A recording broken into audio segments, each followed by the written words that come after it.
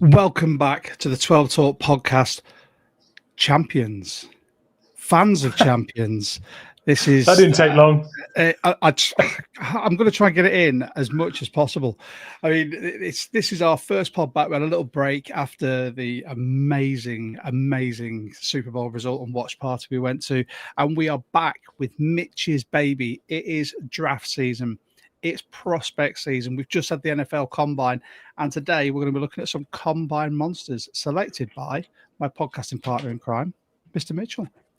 That's me. Hello, Mitch. Hello, mate. We're going to be covering such things as stand out in each position, whose stock rose through this Combine, whose fell. We're going to look at Mitch's favourite prospects and who the Seahawks could take a long, hard look at. We've also got some very, very exciting news for the podcast, which Mitch and I cannot wait to share with you. In fact, we can share a little bit with them if I hit the intro, can't I, Mitch?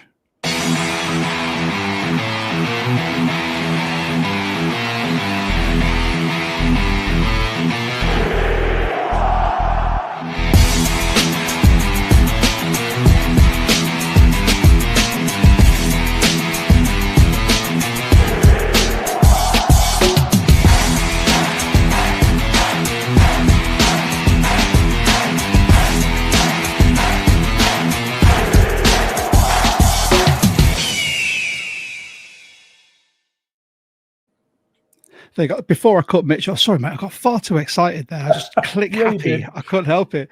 So for those of you who probably tuned into that then, as you can see above mine and Mitch's head, we have rebranded with the help of Gord from our Discord, who has done an absolutely amazing job. We're no longer the 12 Talk podcast.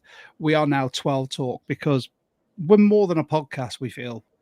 We feel that we're a community, and that community involves you guys too, the members of our Discord, the people we meet at UK Seahawks meetups, at live games in London.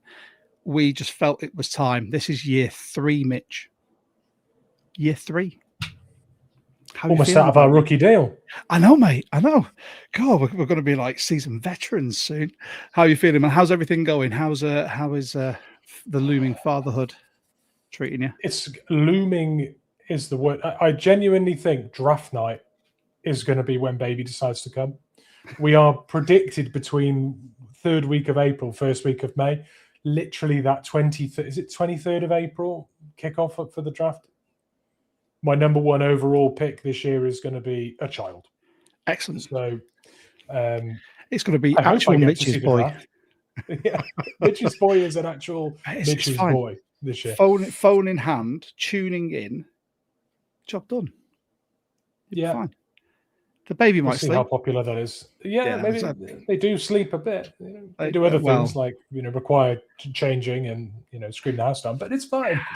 That's not essential. Don't hopefully my wife isn't watching this. But in other big news as well. So as some of you have obviously seen, we have now changed to just 12 Talk. Now there's also avenues that have been open to us with your support, which we couldn't have done any of this without you guys. And that includes things like Super Chat, like this one from Danny, Super Bowl champs, baby. Let's PG podcast go. Do you know the best thing about that Super Chat is he didn't say first, like the rest of the internet when they're first to comment. He doesn't care that he's the first. He wants to shout out Super Bowl champs, and I respect it. But Danny is the first of the first to ever put a Super Chat on this channel. Yep. True first. There you go. I think that deserves a shirt. You get a shirt. You get a shirt. Yeah, Super Chats are now open, and we couldn't have got this far without you guys coming in. If you want to leave a Super Chat, by all means, it's the best way for us to make sure that your comment goes up on the screen, and we will discuss it either during or at the end of the pod. We've also, as you may have seen, because I forgot to take it off, opened up a Patreon, because 2 years of doing this, it's our 3rd season. Mitch and I want to help, but we just want to grow this pod, and we can do that with your help, either by Super Chat, so you can join the Patreon. The link is down in the comments. There are 3 tiers currently. So for £3 a month, you could be a rookie, just supporting the pod for less than the price of beer. For £6 a month, you can become a 12th man. which means you're supporting the pod, and you also get one entry, a raffle ticket into our end of season jersey draw. And I will stipulate, to be part of that draw, you need to have been a Patreon for the whole season. There's no starting and ending it. That's not how it works. That's cheating. And then for £12 a month, you can become an MVP, which gets you access to the MVP Fantasy Football League, which will be curated by Mr. Mitchell, whichever side he's on. I don't know which way my camera flips me. I'm over here. There you go. And the winner for that will get a trophy from ourselves, and you will get a prize to be decided. You also get 2 raffle ticket entries into our jersey giveaway. So there we go. There's also plenty of other things that you can do to support us. Still buy me a coffee and buy us a beer when you see us in person. Feel free. And yeah, there you go. I just want to give a really quick shout out to 5-Star Imports before we get cracking any further, because Neil at 5-Star has been on it since the Super Bowl. He has done a fantastic job of getting people as much Super Bowl merch as possible. I have the Seahawks on-field Super Bowl championship t-shirt. This came from Fanatics UK because I missed the order window. Neil also got you that jersey. But Neil actually got these champions hats to people sooner than Fanatics UK did. And they came from America. That's what more can you say? If you want to have a look at 5-Star Imports, check the link down below and sign up. It's an amazing service. Mitch, now we've done all that bit, the money's only bit and all the adverts, shall we talk Combine? No. We should just mention that as well as growing the community with these extra things that you can now do to support, please remember that 20% of all proceeds will go to the Robbing Cancer Trust as well. I think it's really keen to just mention that the money coming in is absolutely going to keep the lights on. It's going to help pay the subscriptions that we want to become self-sustaining. But more than anything, we want to stay absolutely nailed down to supporting an absolutely fabulous charity. So 20% of all of that money from your Patreon, from you buy your coffees, from super chats, everything is going to continue to go to the Robbing Cancer Trust. We obviously had a huge amount raised by our watch party. We believe we can raise similar numbers through your support as well. And I did a recount. I did a recount of the watch party because I forgot to add the money that you paid to them as well for your tickets. So I'll reveal that later on. Nice. But yeah, so now shall we talk Combine? Shall we talk draft prospects? Because that's no.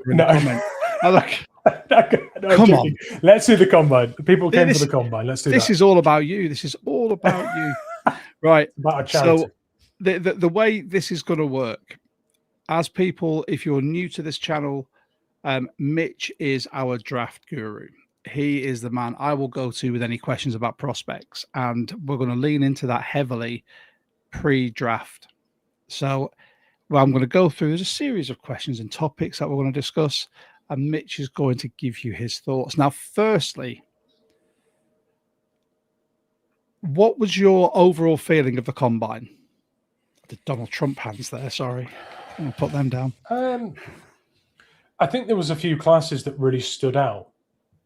The big takeaway, and I guess this is the takeaway in a way every year, is that the big boys just get more athletic. Watching so many 4.78 or higher, or lower 40-yard dashes from the D lineman was balmy to me. Yeah. I think that was a real standout. There are some seriously athletic big boys in this draft, and then the O lineman proceeded to do very similar things. So I think that's one thing that stood out. Another thing is that people have said how deep some of these classes are. There are guys who were projected as UDFAs, especially in the wide receiver class and running back class, who absolutely smashed the athletic testing and are suddenly projected 5th round picks.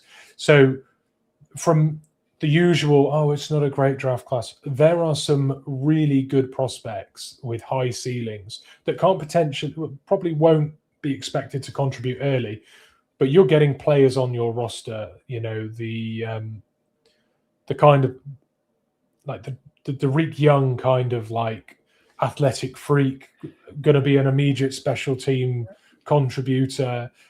provide you something a bit different. There's so many of those players in this draft. It's unbelievable. Nice. Well, with that being said, then I'm going to ask you to give me a standout in each position, and we can start from wherever you want, my friend. I will let you. Well, I've got my list, and I'm going to work down it in the order I put it together in, which, knowing me, was reasonably organized. So we're going to start at corner. We're starting right from the back of the D. Corners. There's a couple of names here. One I've mentioned, and I'm going to talk about just because I think he is in serious consideration if we stick and pick at 32, and that's Avian Terrell. Now, Avian Terrell in his pressers was talking about Mike Mack's defense and talking about how much he likes watching them, how he sees himself as a fit in our scheme. Lots of media personalities have said Avian Terrell, for the Seahawks makes lots of sense. Other people have talked about Cisse, but I think generally Terrell is the one that people liked.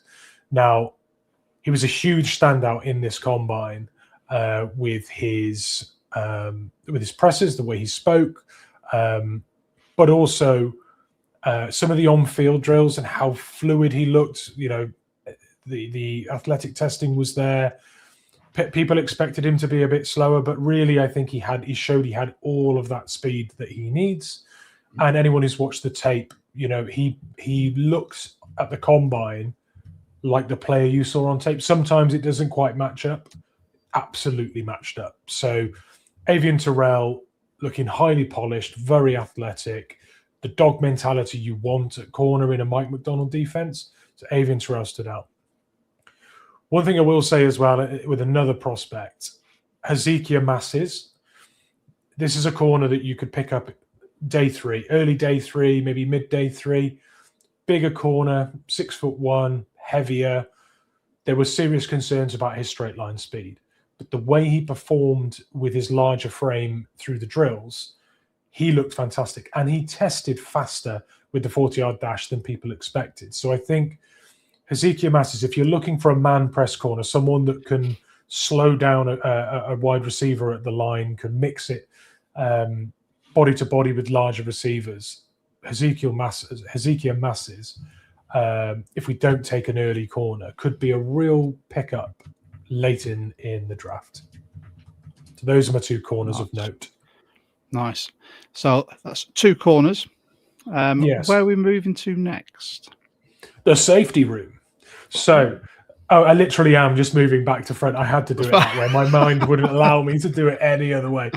That's fine, mate. So there's two names here, and one is an absolute athletic freak. The other is a very versatile piece that was projected to be a UDFA by a lot of websites and a lot of scouts. They thought he would go undrafted, but actually his combine testing has projected him higher. And also, this will be a real giveaway who I'm going to talk about.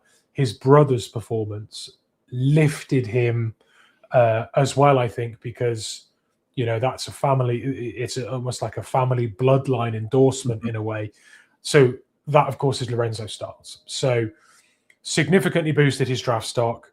A 4.27 speed 40-yard dash is an absolute blaze of a speed. He's got a good size. I mean, he's sort of Kobe Bryant sort of sized. Some would say, a little bit undersized for a second.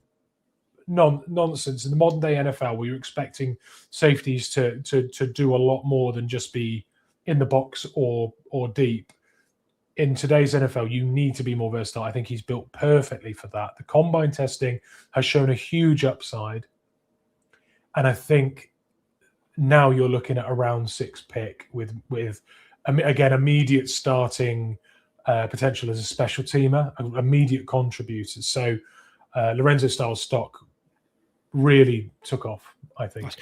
Have you seen the size of his dad? Like I haven't deep dived into this, but there was a picture of both of the Styles boys next to their dad is a giant. I'm not sure how tall these guys are. I'm having a look now. I'm like, anyone who's watching this, whether it's like after the live or you're in the comments now, just search up the picture. Have you seen him? He is gargantuan next to him. He looks like Ronnie Coleman. Mr. Olympia, Ronnie Coleman. That man's a size. That man is an absolute size. I feel like I should segue into D lineman off that, but I think in all fairness, like the boys have to be quick to escape any whooping that he may have put on them. Yeah, they had to be twitchy athletes as far. Yeah, exactly. Yeah. And I'm not suggesting there was any domestic violence in that. No. I'm simply saying, if you want to get out of the way of those python arms trying to wrangle you in for not doing your homework, here we go. And thank you to Ben, UK 12 man. Lorenzo Styles Senior was an old school linebacker. He'll be massive. There you go. Look at that picture, Ben. He is huge. Yeah, and that leans in again, I guess, to the bloodline thing. Like both sons and the father athletes, so leans into that upside that you get with having that pedigree. So yeah, I think he was worth a shout out, and I think he's going to be one of the biggest climbers in this draft from pre-combine projection to post-combine projection. So worth a shout. Here's one that you're going to like, another safety. I'm going to try after this. I only have a couple more positions I do too on. I'll skip through position groups, but Dylan Tieneman is a player who I had hoped would be available for us because I think our safety room would be truly elite with that kind of athlete alongside Eamon Wari, the leadership of Jay Love and the veteran savvy. But he was elite. His testing was truly elite. I've got it here. Let me find the numbers. Yeah, so he had a 98 percentile 40 with a 4.35 speed. Fantastic. 97th percentile vertical jump as well. The measurables aren't quite there. He's 40 percentile in terms of measurables.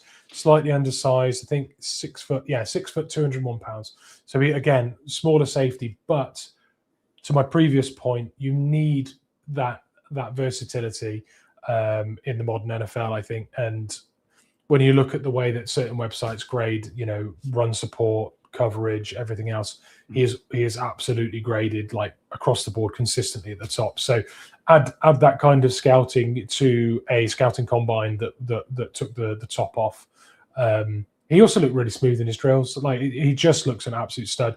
Now projected from being 40 to 30. So early second rounder, late first rounder. I think he probably doesn't get past the Minnesota Vikings at 18 now, but. Well, now they've lost Harrison Smith's gone. They're going to need a decent safety.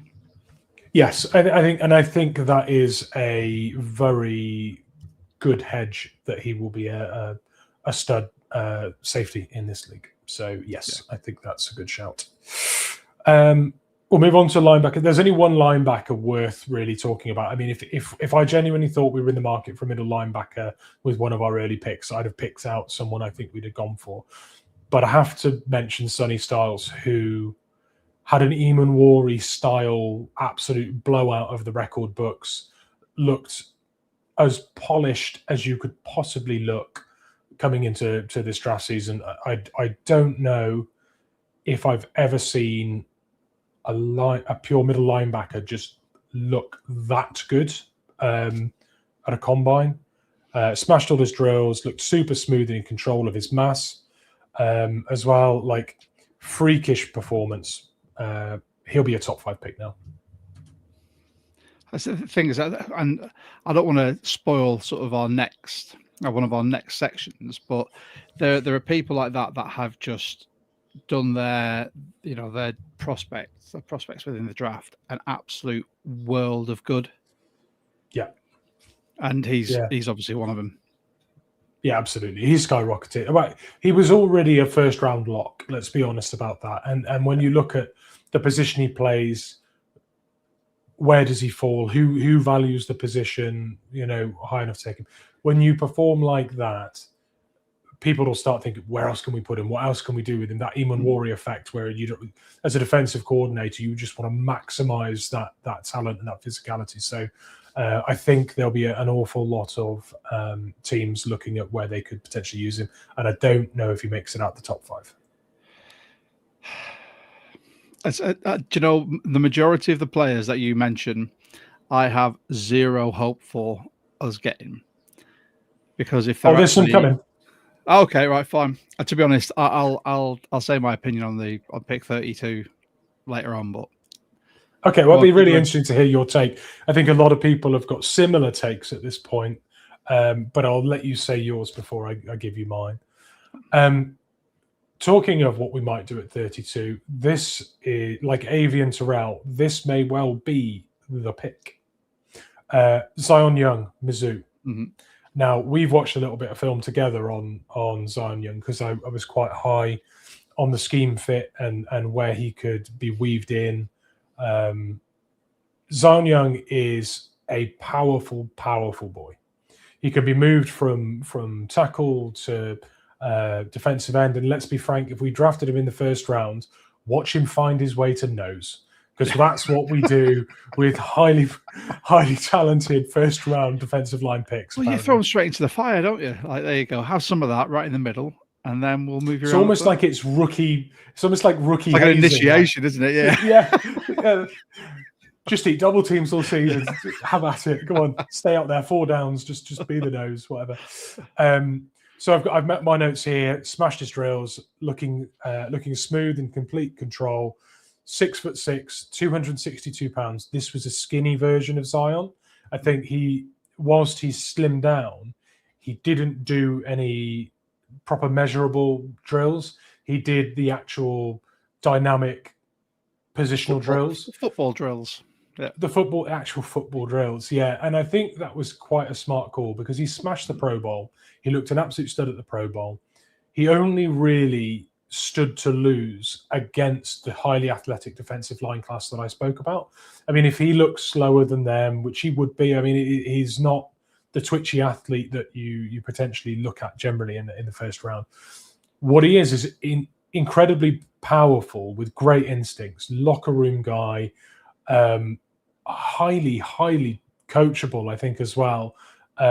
That mass will come back on. I think he'll be your more of your D-end edge than your sort of 260 outside linebacker sort of style. That's not his role. He is if you're sending 4, this is a guy who is going to put you on your heels the whole game, and you can't switch off. He's also got a really good pursuit of quarterbacks. He closes down angles really well. He's on quarterbacks in a flash, which is surprising, really, because his get-off's not elite. But once he's got you in his sights, he is a good finisher as a rusher. So, which was the opposite of Byron Young, actually. Byron Murphy. Yeah. Byron Murphy is the opposite of Byron Murphy because he would constantly get penetration with the effort and the power and with his moves. He would get in and then often not finish his dinner because the quarterback was still standing or took the wrong angle or whatever. So Zion Young has got all that. So I genuinely think that is a prospect we could take in the first round who could see meaningful rotational slaps. Rotational slaps. That's we're ring rusty. We've had 2 weeks off. There you go. Take meaningful rotational snaps in this defense. And that multiplicity of being able to be D-end, be nose tackle, be defensive tackle, that is something we rely on from Jaron Reed, who, if he plays for us this year, you have to be thinking that's probably his last year. And we see Leonard Williams do it too. So if we're looking to keep that as the identity of that defensive front, you have to imagine they'll be looking to draft players that can be mixed into that. He is someone that can do it. I mean, with the film we watched, I think the first thing I said was his get-off wasn't very quick. He seems to be sort of half a second behind the snap, and that was my only issue. Watching further film, he looked like he took that half a second to try and formulate a plan as to how to beat the tackle. But I'd still like to see him get off a bit quicker. But I think that'll come in the pro level. I don't know if he's a first round pick for me. That's the thing. Yeah, I think a lot of people think he's got an awful lot of upside. Where I do doubt the pick is that it looks like he's bullying O-linemen at that level. Everyone is big and tough and heavy and has been in a NFL weight room with a proper conditioning coach for multiple years. Once you become, once you start facing seasoned veterans, in the NFL, he won't have that advantage at that point. What does he then move to? So he has to be coachable. He has to be open to that. I love the talent, and I like the scheme fit. That's what I'll say. And I think he looks extremely polished in his reps. Yep. Okay, I'll keep watching film. The next person. I'll start watching film. Start watching film. No, please stop. You've done too much, Josh. Just stop. Tone it down. The next talent I want to talk about is Lee Hunter. Now, Lee Hunter he carried himself at the combine like a true alpha. In a room of big, apparently athletic, players, he was a true alpha. He just had the air about him. He was chest out. He was walking around talking to guys and coaching them up and wanting everyone to do well. And then when he was in his presser, have you heard what he said in his presser? No. He was asked about being a trash talker in college. He was renowned for having an enormous mouth. And they said, are you not worried that, talking trash to NFL caliber O-linemen is just going to get the best out of them? And his response was, I want the best out of them so I can beat them on their best day. And I sat there and I thought, that is so good. That is so good. So that confidence that it looked like he carried when he was walking, and if you're there trying to coach up the D-line class at the combine to get the best out of them on their day as well, those are the people you're competing with. Mm-hmm. It shows a real confidence and character to just want them all to do their best and then beat them on their best day. But I was really impressed. I thought he looked fantastic. The other thing is he's got a nickname that you'll love. They call him the Fridge. Oh. Because he is literally just like... We've already had a Fridge. Have we? Who was the last Fridge we had? Oh, my God. What was his name? He played for London Monarchs as well. I mean... William Perry. There you go. Well, I'm sure that it wasn't trademarked. Lee Hunter can have the Fridge. And I certainly won't stand between that man and a Fridge. I think I'd tear me limb from limb. But yeah, I will say this. We're talking about combine performances. He came out of it with a 3.72 relative athletic score. It was not good. It was not good. It underwhelmed. But his strength is, when you see grown man strength, like that mm-hmm. 28 to 35, 36, like just benching 140 kilos like it's nothing kind of strength. He's got that in spades. He's a competitor. He's a locker room presence. He is powerful. He is polished. He's confident. He will go in the first round, Lee Hunter. Despite the relative athletic score, people will see an absolute enormous talent. And when you look at the comps that Daniel Jeremiah and Charles Davis and the other top NFL pundits, when you look at the list of players he's been comped to, it's like a who's who of elite Hall of Fame defensive tackles. There is so much belief that he will be outstanding. So, combine performance, the presser alone got my attention. let's say that. I thought he was great. So, from a defensive line talent that underperformed in drills but overperformed at the podium to a guy that absolutely lit up the testing,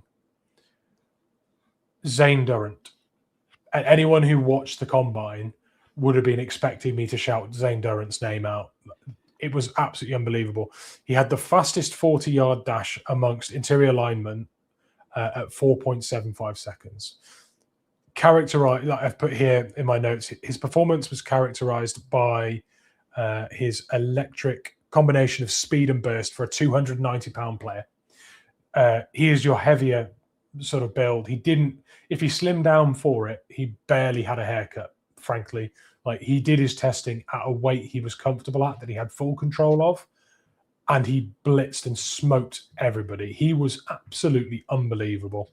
Yannick just said it there. Yeah, what an absolute beast. He was so impressive. He looked like a running back in his... You know when you watch someone running the 40-yard dash and they look laboured because they are heavy? He ran it high knees, stiff arm. It was Usain Bolt. Do you know what I mean? It looked perfect line. Didn't look like it was a huge amount of effort. He was just an absolute athlete. So big men shouldn't be able to move like that, in my opinion.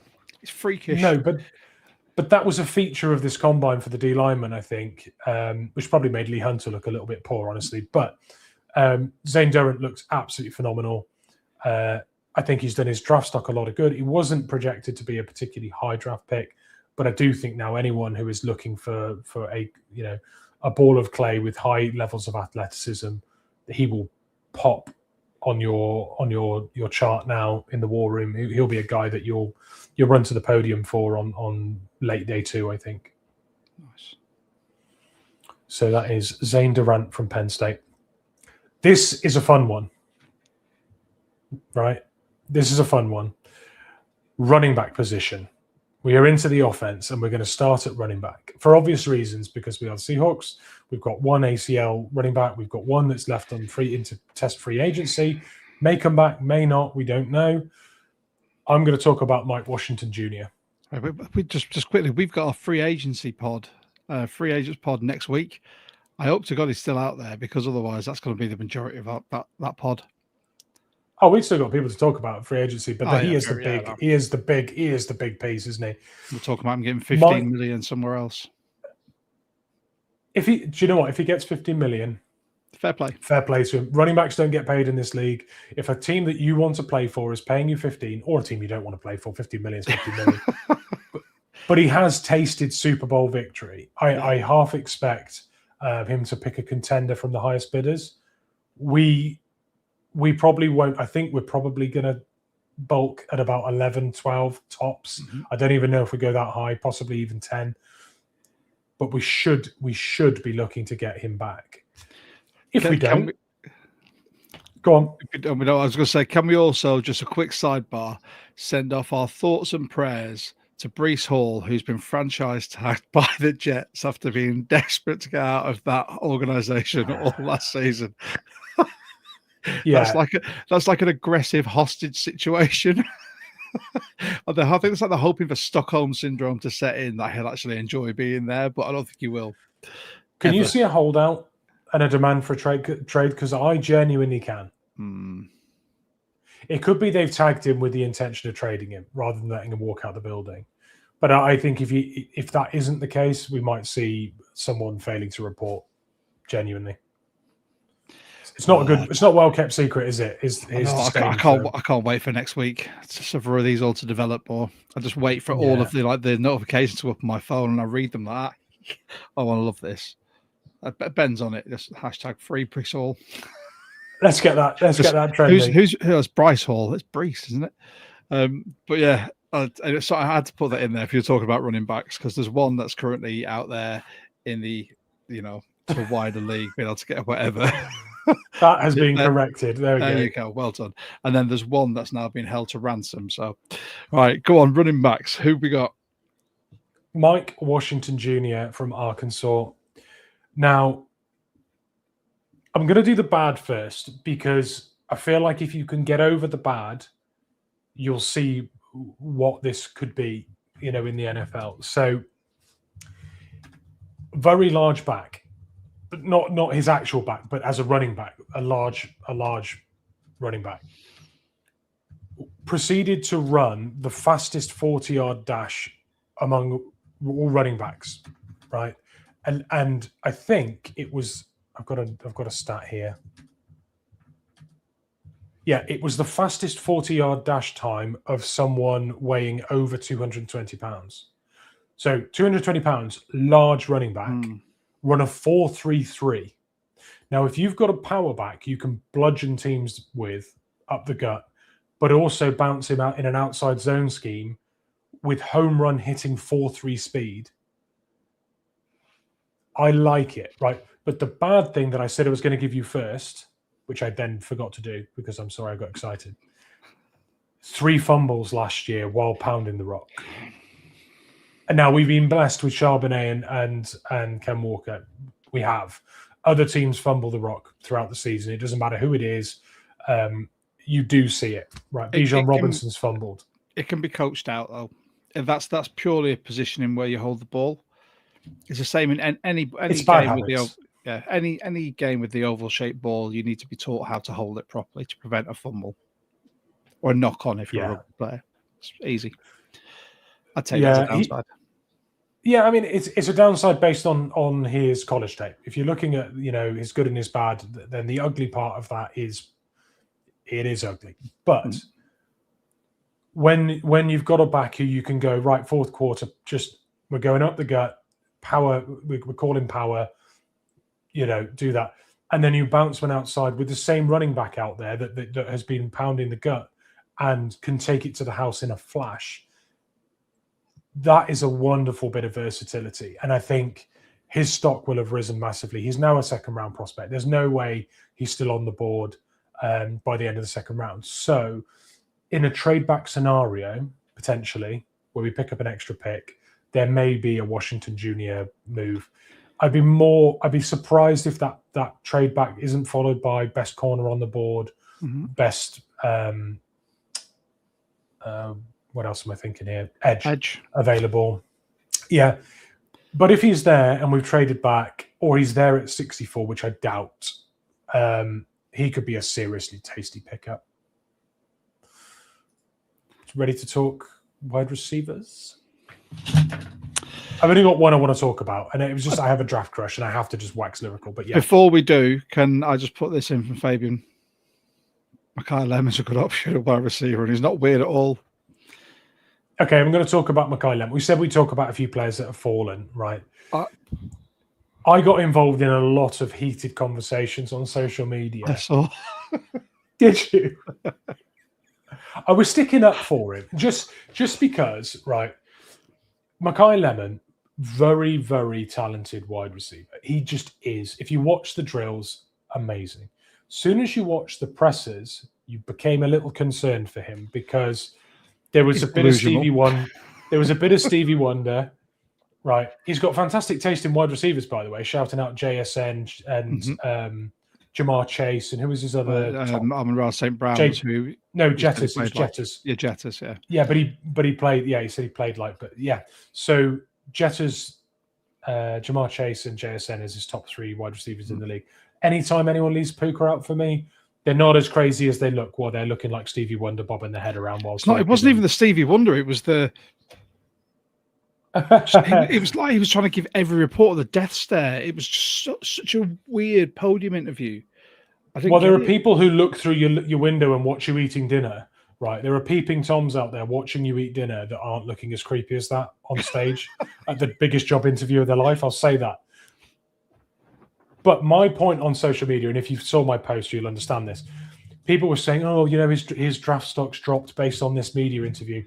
No, I don't buy that. I don't think the creepy look and the bobbly head are putting anyone off. If you've scouted the guy for 2 years and you think he's a top prospect, if you've spoken to him as a scout, or you've spoken to the teams and got the lowdown on the player, and you've graded him as a top 10 talent, a media interview at the combine is not going to turn you off.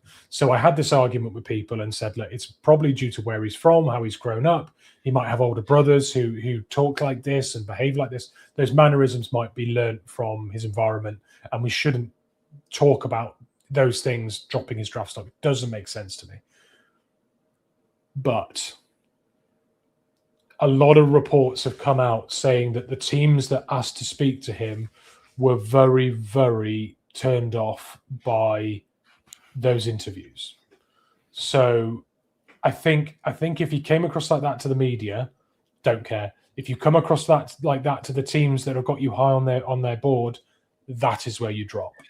So I think Makai Lemon's probably fallen from a top 15 maybe to mid-20s. I don't think he goes that far. There are wide receiver needy teams that won't be able to pass up on his talent. There are desperate teams out there. There always are. Yeah, I don't see him falling that far. But it was a very interesting experience watching him at the combine in general, because he blew it up on the testing, self-destructed again on the media testing and the interviews. So, person of interest, and not weird at all, as the Fat Man says. Right, go on. Who's the wide receiver you actually want to shout out? Colby Young, Georgia. Now, anyone that watched this 6'5", 218-pound wide receiver catching balls like he had fly tape on every finger of his gloves, the safest, softest hands, and a man that looked like he needs 3 people to just put a dent in him. I genuinely think I crushed really hard. And also when the wide receivers were making the quarterbacks were making their throws, doing their drills, and you saw him busting a gut, highly polished. He looked phenomenal during someone else's interview. You know, it was like he just looked like this is what he did. So highly polished wide receiver out of Georgia. Who knew? True outside X receiver, physical mismatch. Did the 40-yard dash in 4.49, so it's not DK Metcalf speed, but for a big-bodied guy, that's not Jake Bobo speed. That's proper speed. So yeah. Oh, and the big thing. Here's the big thing, right? About Colby Young, and one of the main reasons that I sat up in my chair while I was watching him, and I actually watched him with Cara, and Cara's been watching the NFL for approximately half a season. And she was like, "Why is he so big?" everyone around said, "Why is he so big?" And she was like, "Oh, this is the guy that we like." And it was, she just picked up on the fact that whenever he was being thrown to, I was like fully like zoned in. She's like, "Oh, it's the guy, locked in." So she knew, she could see how locked in I was. He looked so polished. The big thing that was incredibly impressive is the guy who didn't have the fastest 40 time clocked 19.72 miles an hour. I saw the highlight of him. Yeah, I saw the highlight of his catches. He was striding and it looked effortless. There's that bit in the middle where he seemed to, like, he was gliding through at a decent pace, and then I think it was after the second reception, he seemed to pick up more pace. Yeah, he had gears. And I was like, okay, I watched that. I think I watched that just before the pod, because I tried to do a little bit of draft research. I can feel you getting excited, and I'm right there with you, but I'm going to crank it up a notch. Oh. Colby Young broke his leg in college. Okay. So the talent is there. The stock has crashed because productivity, injury history, potential future injuries as a result of a major leg break are all there. Those concerns are there. Does that not stink of what we did last year? We're picking up high potential players that with don't need to contribute straight away. That is absolutely a Seahawks. Arroyo, Mills, Horton. Yeah. Yeah, absolutely the case. So, the combine performance has shown the scouts that he is back to some level of physical performance that they've seen from him before. I think that will go a long way. If he's been in and done his medicals with the teams, done his interviews, looked like that and highly polished, 19.72 mile an hour for, and I know we're used to it in Seattle. We kind of have to be like, remind ourselves that not everyone is DK Metcalf. That is a player we could feasibly take without spending huge draft capital. I have one thing for you that Ben's just given us. Also had big legal issues, 12 months of probation for domestic assault. Now that, under the new regime, I don't see that as a Mike Mack guy. That's the only problem. This is my rug. Right, okay. Oh, you've got that much you'd be willing to sweep that under the carpet. Everyone loves a bad boy. No, I'm joking. No, so yes, no, that is a concern. I do think that the way we've gone with the franchise, the high level of like integrity and personality and everything, I do think that is a red flag. But there are not many red flags here. I mean, Mackay Lemons ended up with more red flags than a Chinese parade during the combine. So this is a big red flag. I'll give you that, but there aren't many. I think there is. What? More red flags in the Chinese parade. It took me a second to come here. I was like, oh yeah, because their flag is red. That's why I'm laughing. It was funny and it took me so long to get. There you go. But it's not a Chinese parade. It is one big glaring flag. But if they can get over that, then yeah, that is a potential prospect. So, admission time. My attention span for quarterbacks has not been the greatest during this draft season, and college football and everything else, purely because I feel like the short term and long term in Seattle is pretty much locked down. We weren't great at drafting quarterbacks when we needed one. I can't imagine suddenly we're good at drafting one every year when we don't. So what I am going to do is shout out Taylon Green for basically just redefining what a quarterback is in terms of testing. Now, I've got his numbers. Taylon Green, Arkansas quarterback, ran a 4.36 40-yard dash, the 100th percentile for quarterbacks. Okay? He jumped 43.5 in the vert. That is 100% for quarterbacks. He had 134 in the broad jump, 100th percentile. 10-yard dash, 96th percentile.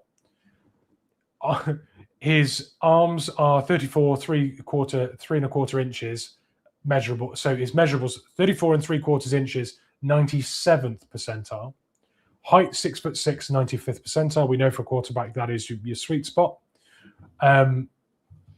If your 40, your vert, your broad jump, and your 10-yard dash are all above 96%, you are doing something unbelievably right with your training and your discipline and everything else. He showed out in a big way. What's more, the scouts and the GMs were really, really impressed with his throwing.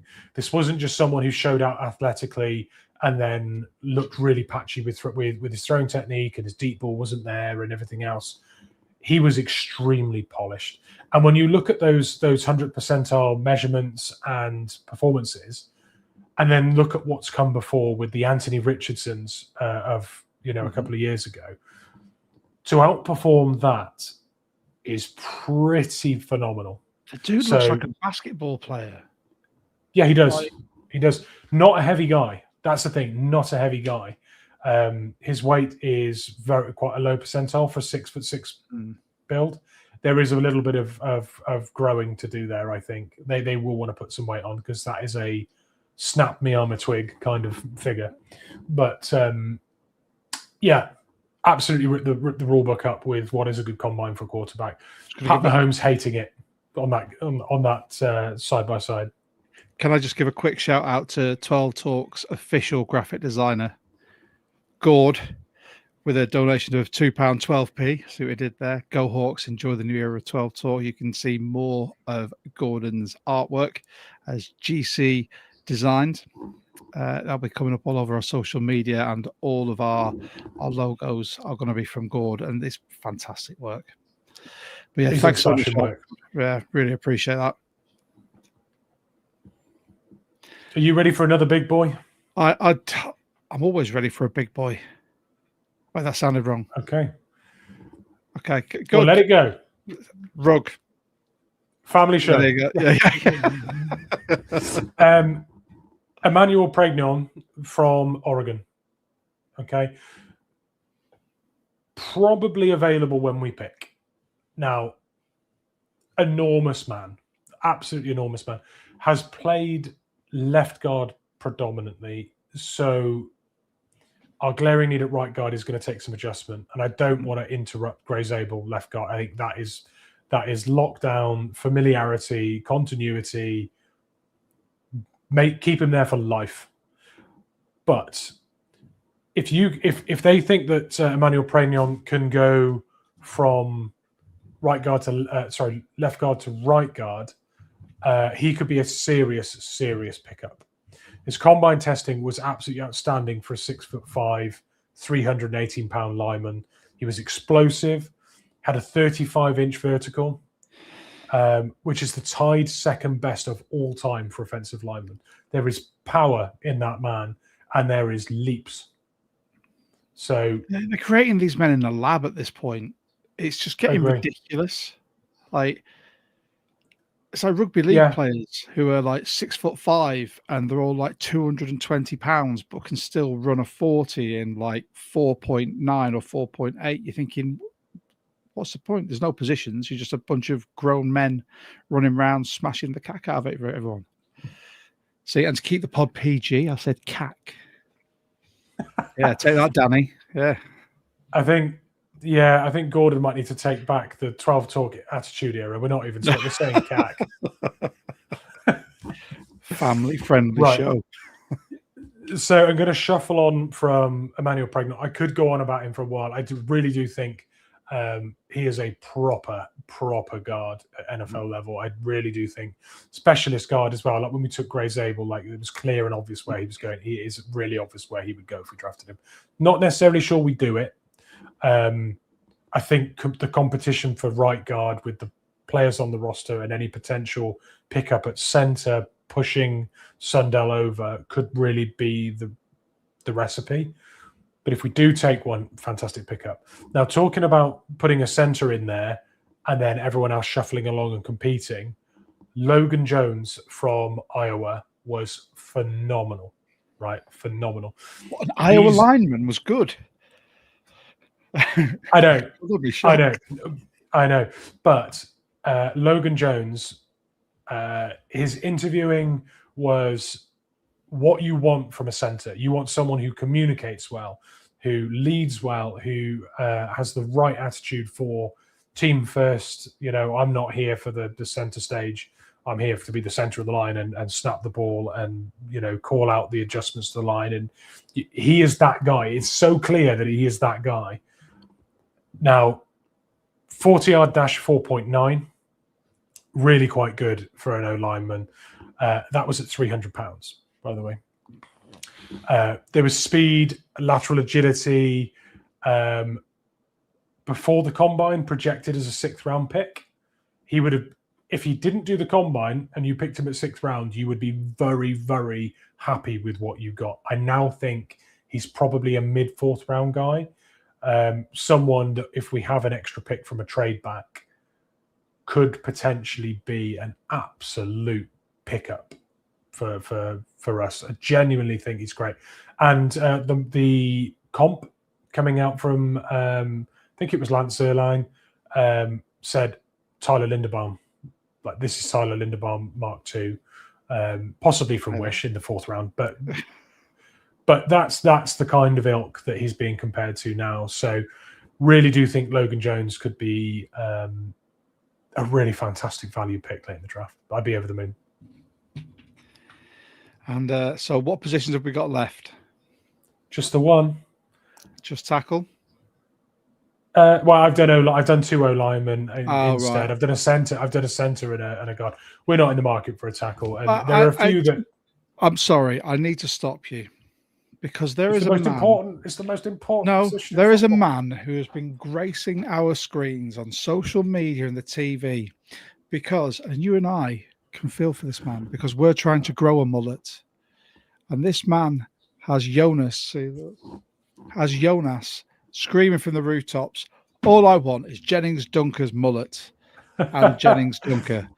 Now, I also think it's a great name.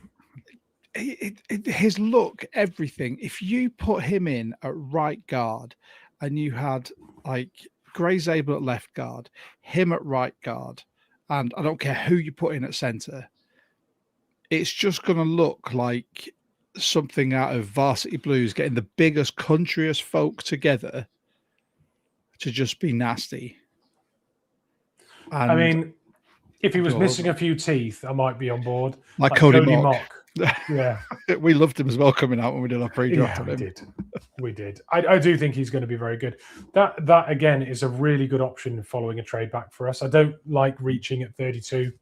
Sorry, I've got a little hair on. Oh, it's a cat hair. Recently got a new kitten, and I think I've just inherited one of its head hairs. Lovely. Well, enjoy that. And if you want to see pictures of Mitch's cat and other people's pets, join our Discord. It's free. It's down at the bottom there. We also talk Seahawks as well, but the community companions is always a favourite of mine, because I no longer have cats or dogs, but I do have a bearded dragon. Anyway, back to football. I'd be very surprised if you had one of his hairs in your mouth. Yeah, so would I. Right. Anyway, Jennings Dunker. Anything? Have you done any research on him? Have you looked into him? It was impossible. Yeah, it was impossible not to see all the Jennings Dunker's stuff that was going on. I'm going to pull up his.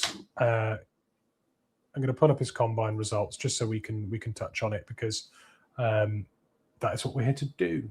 So, most impressive thing he did on his the combine was the vertical, 32.5 in terms of the measurable stuff. 32.5, which was 92nd percentile.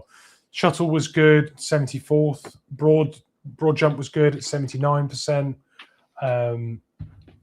His 10 yards on his 40 was truly awful, and his 40-yard dash was mediocre. So, not your most athletic. Not cut out for a wide zone defense. I mean, that, if his leaps are all right. Yeah, I mean, explosive speed's good to get on the outside. Yeah, hesitant to say he wouldn't fit the scheme, but predominantly a run blocker, but his pass blocking grades are really good too. So there's a player in there. I'm not sure it's our fit, but I think you're getting an awful lot of player and an awful lot of haircut. So yes, you are. So I like that much. I can move on to my final player and our final position, if you like, Josh. Yes. This one's obvious. This one is obvious. So, tight end left to touch on, the tight ends that are oft forgotten. Kenyon Sadiq from Oregon. Oh, just what? I feel like we've done a lot of Oregon here. Am I just playing to you? No, the Ducks have had a genuinely good draft class in some pretty good positions.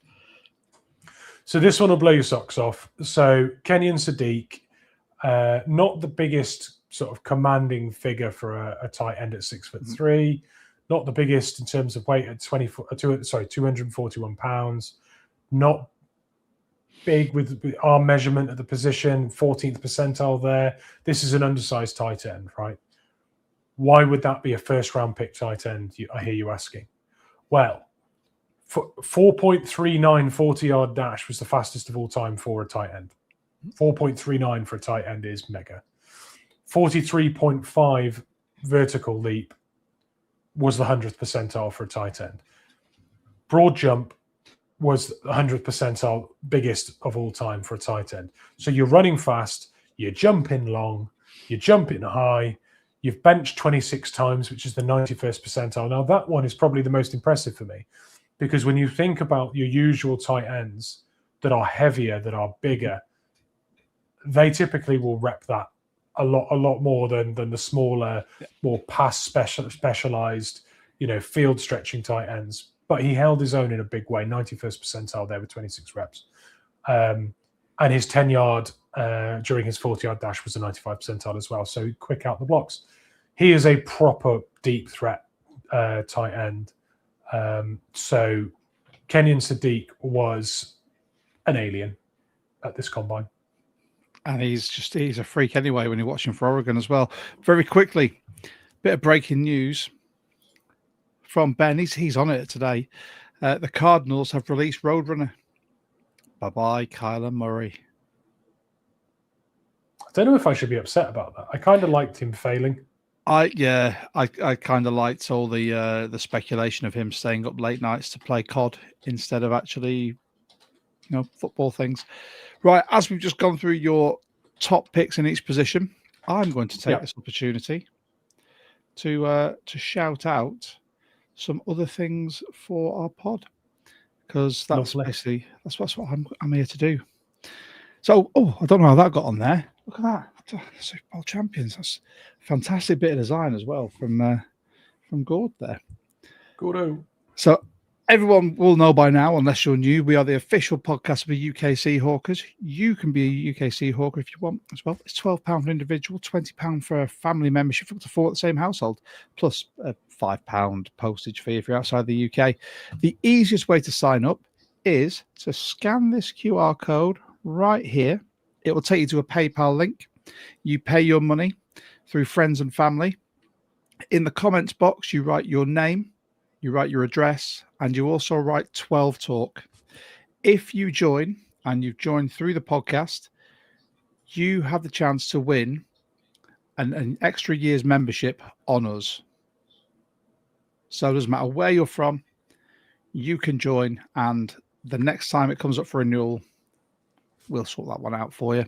And with that, you will get things like game day opportunity for game day field passes. You will get access to social events, which we will have more of, more information coming soon. You get 10% off at the pro shop as well, and our annual selection of patches and goodies, which I have been told are currently being made up, ready to be sent out, because it had to be changed because we became Super Bowl champions, and Mitch and I watched the Super Bowl with this fantastic lot here. Over 50-odd UK Seahawks fans piled into O'Neill's, Broad Street in Birmingham, to enjoy a watch party with us, and look at them all. Fantastic. I can't wait to do that again. I'm pretty sure we've got the next one in Manchester for the Deansgate. Are we allowed to say that now? I think so. I'm not going to say the date just in Okay. case, but I think, yeah, Okay. I don't want to get told off again. But last year, these are the goodies we got. They change every single year. You'll always get your commemorative patch, you'll get your wristband, you'll get your membership card, and another goodie. So there we go. And as Mitch said before as well, we support the Robbing Cancer Trust on this podcast. It's the UK's only testicular and ovarian cancer charity. And we're so proud to be supporting these. As you'll see, if you're new to this, Toby likes to run around dressed as a ball bag. Don't we So all? he's exactly, yeah, you do you, boo. He's going to be doing the London Marathon again, dressed as a giant testicle. He's on Hadrian's Wall. He does multiple marathons and half marathons, and we're so proud to support them. Everything that comes to us as a podcast, 20% of that also goes to the RCT. We are committed to supporting them, and we're supporting them this way as well. After the raffle that we did and the squares that happened on the Super Bowl party, plus Mitch's contribution for the tickets that he bought for his friends, we raised £765 for the RCT, and that is still going to keep growing.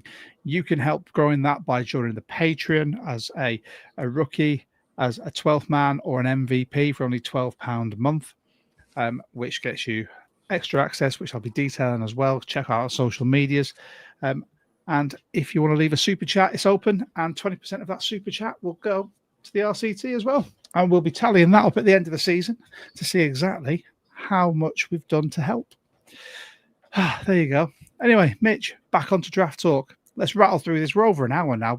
You can tell we've had a break. I know. Let's just touch on a few players whose draft stock's fallen, a few names. Who's right? Give me two that rose, two that fell. Okay, we've already had Lemon. Yes, so Emmett Johnson, widely considered to be running back 3 in this draft pre-process, ended up dead last in the 40-yard dash with a 4.56. Bench pressed 16 times, which was pretty poor at 202 pounds.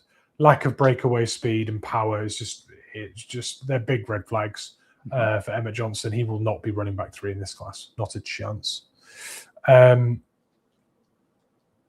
Just NFL notification. Is that me getting late news about Kyler Murray? Oh no. Drew Dolman. That's very old news. Oh yeah. Denzel Boston, Huskies wide receiver, projected originally to be a potential first-round talent.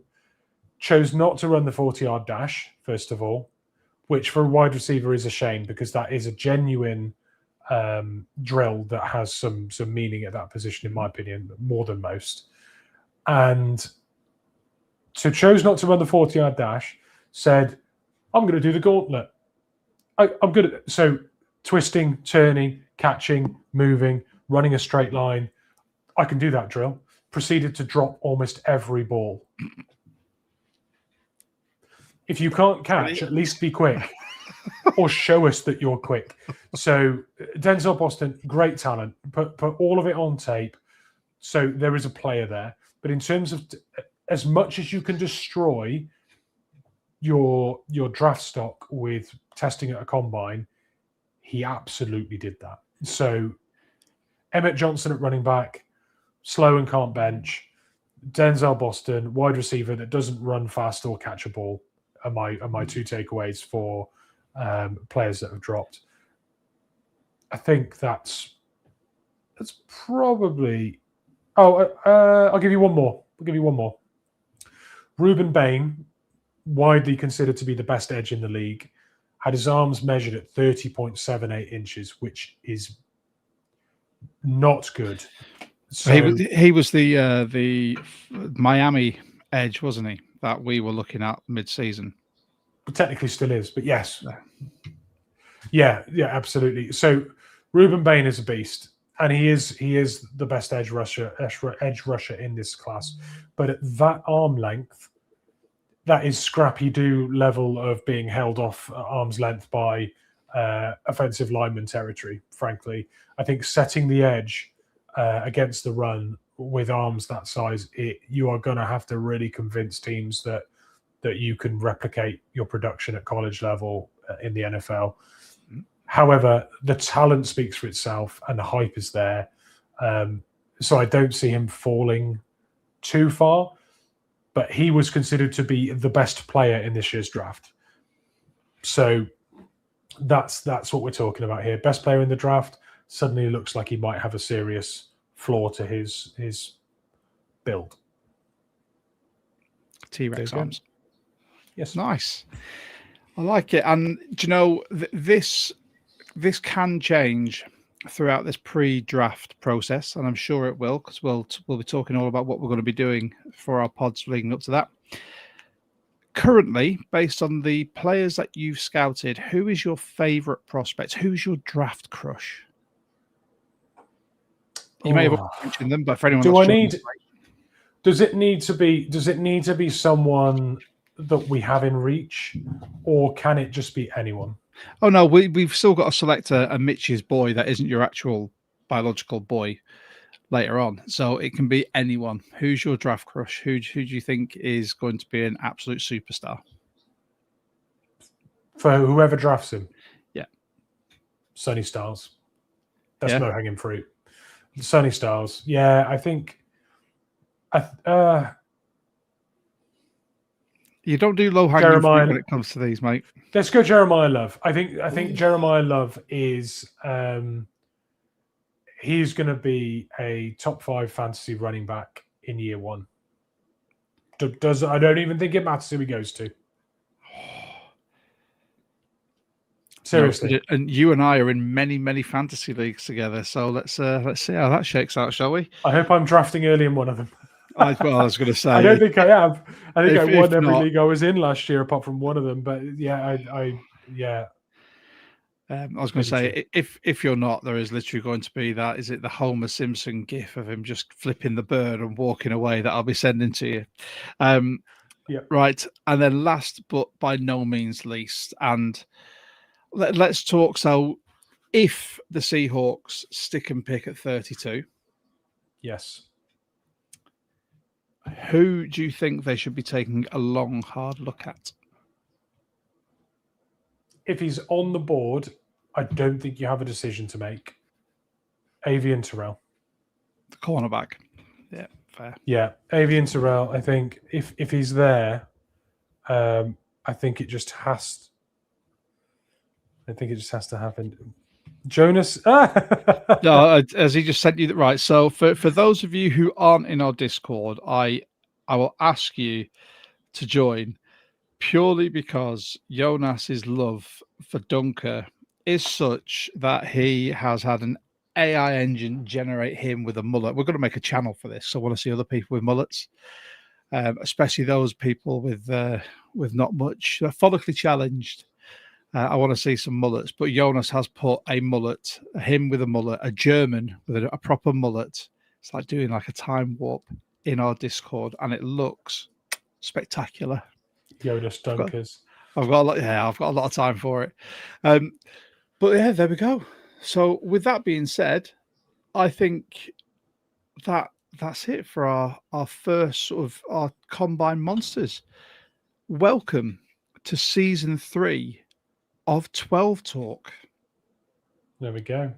Newly dubbed. Should we just quickly go through what we've got coming up for the next couple of weeks? Because I've got it written down here. Yeah. So next week we're going to be looking at our free agents. So any free agents that we still have from last season's Super Bowl winning team, who could be re-signed, who should be let go. We're also going to look at some free agents that are out there that could be of interest to Seattle. Now, there's a lot of stories going on, so we need to see about that. Then going through that, Mitch will be hosting his draft class rundown, and we're going to be going position by position. So we're going to have DBs and linebackers, then we're going to have D-line and edges, then we'll have O-line and tight ends, then we'll have trigger happy there. I was going to say this is all about you, this then we'll have QB, wide running backs and wide receivers, and then we've got some individual mock drafts with hopefully some guests that will lead us up to just before the draft. And just before Mitch becomes a daddy. I've always been the daddy. Yeah. But officially. Yeah, that scares me almost as much as everything else. I think the fact that when the draft arrives, which feels really close, I will be a dad, and that scares me. Mate, you'll be fine, mate. You'll be absolutely fine. I'm always here if you need someone to whinge at, because I've been through the same thing as well. I'll be no good at helping you out, but you can whinge. I just point and laugh. I used to say, you used to come to me and be like, "Oh, this has happened, and it took ages to get Ivy to bed," and I'd be like, "That doesn't sound like fun. I'm glad that's not me. It's going to be bloody me now, isn't it?" Look at you now. You'll just mock me. Yeah, there we go. How the tables have turned. But for everyone that's joined us, who's tuned in, who's sort of put into the comments, if you've left a super chat, thank you so much. This is our first episode where super chats are available, so we really, really appreciate that. Remember, 20% of any super chats or any of our Patreon subscriptions, which join Patreon, it's down there. I'll go through all of the tiers on social media. Also, don't forget to like, subscribe, hit the notification bell. You guys have helped us get to a point where we can hopefully make this a self-sufficient podcast. We love doing it. We love the community that has come from it as well, especially with the Discord. Join that. That's down there. And just thanks for having us back for a third season. Thanks to everyone who wants to come and meet us as well in Manchester. Although Mitch, not you. You will be with Babby. Knee deep in diapers. But don't worry, we'll start our watch party at some point. Mitch, as it is a new season, are we going to end it on a high? No. But I'm going to say I'm going to try. We'll do it. I'm not letting this tradition go. This is it now. So from me, Josh, from my podcasting partner in crime, Mitch, we have been 12 Talk. Thank you very, very much for joining. And on the count of 3, Mitch, let's go for it. 1, 2, 3. Go Hawks. Go Hawks.